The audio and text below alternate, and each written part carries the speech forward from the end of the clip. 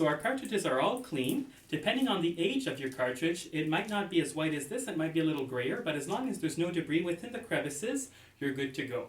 So the cartridges, when they go back in, they have to fit directly on top of this little black circle we have here.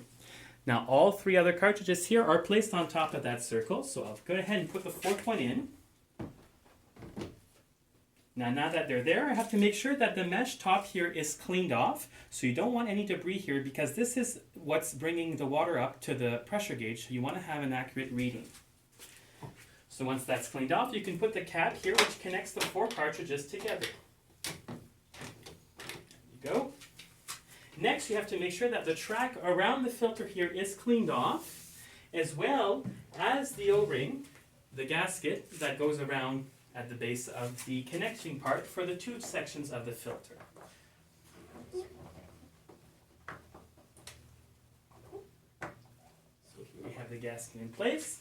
Now I'm ready to put the top section of the filter back on.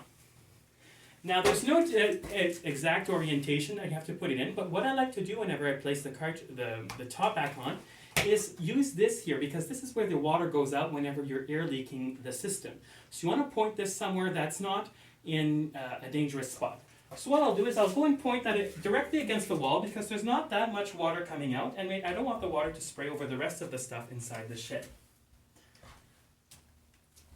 So my cap sits directly on top, and once that's done, I can place my band back around the middle part of the filter.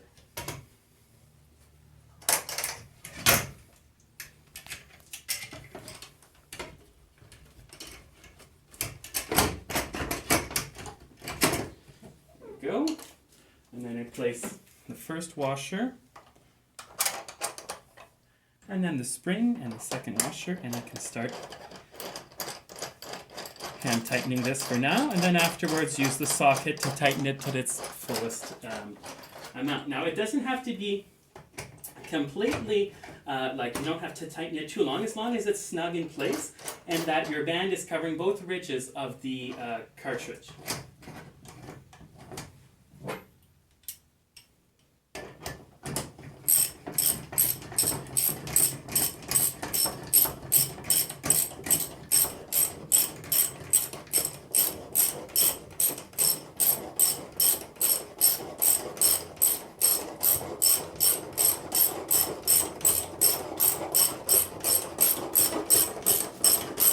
Just have to keep going until it's tighter. You're going to feel it by hand. And you can also see the band tracting together as these two sections get closer apart.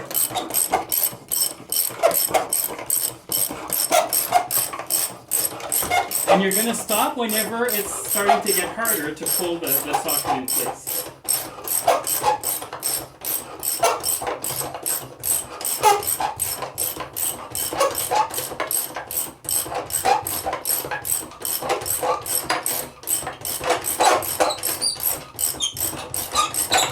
Okay, so that's good. Now we're ready to start the pump back up. So we want to make sure that our air valve is open. Now right now, the pump has been open for a while now because we've been pressure washing the cartridges. So a lot of air went into the system. So I want to make sure that this section here is turned upwards so that the air can come out whenever I start the pump back up. So now I'm going to flip the breaker back into service, turn on the pump manually.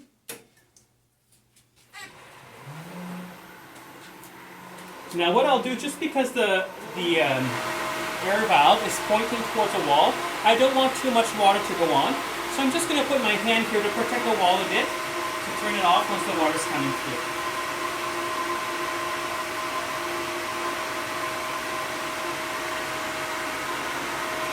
So you have to wait for this period for it to come out. So when the water's coming out, that's when the system is all primed. You can hear the air coming out.